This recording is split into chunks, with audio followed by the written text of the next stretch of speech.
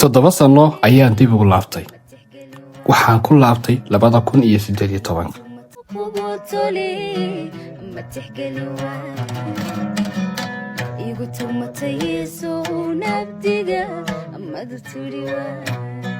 halkani waa magaalada Jigjiga oo magaalo magax iyo caasimad oo ah dowlad deegaanka Soomaalida Itoobiya. Jigjiga waa mid ka mid ah magaalooyinka ugu casrisan uguna quruxda badan dhammaan bagayiga Soomaaliyeed.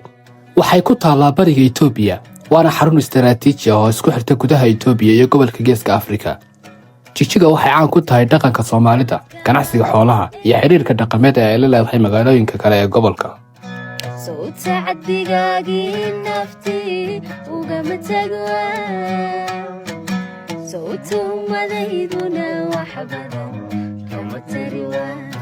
Jigjiga waxaa la aasaasay qarnigii 19aad. waxaa loo aqoonsaday caasimadda deegaanka Soomaalida 1994 kadib markii la dhisay nidaamka federaalka Itoobiya. magaaladu waxa ay ahayd xarun ganacsi iyo militari oo muhiim ah xilligii dowladda hore ee Itoobiya. waxa ay ku taal meel buuraley ah oo dhererkeedu ka badan yahay 1600 oo mitir oo badda ka sarreysa.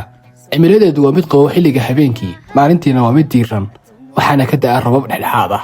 dhaqaalaha Jigjiga waxaa ugu badan waa ganacsiga xoolaha sida lo'da, ariga iyo geela. waxaa kale oo laga helaa waxbarasho, caafimaad iyo ganacsi casri ah oo sii kobcaya.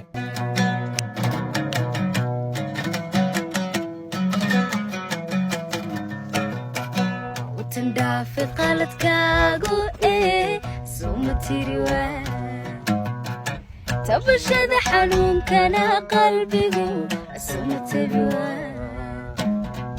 soo ituraya haddana atumo odhawa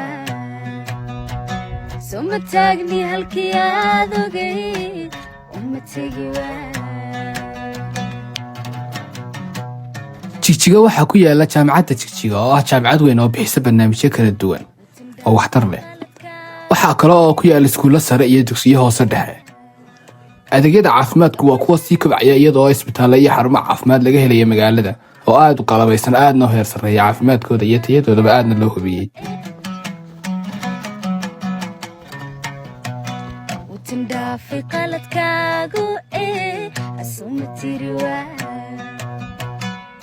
Jigjiga waa xarunta siyaasadeed iyo maamul ee deegaanka Soomaalida Itoobiya.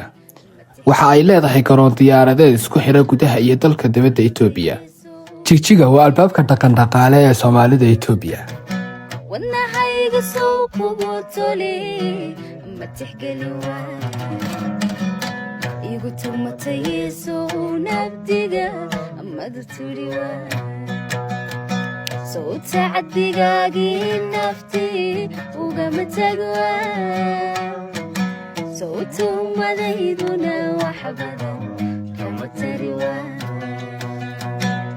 Jigjiga waa magaalo aad jeclaysanaysa joogisteeda, ku raaxaysanaysa socodkeeda, kuna degayso oo ku indhaadaradaraysa daawashada dhismayaasheeda cajiibka ah ee aadka quruxda badan leh.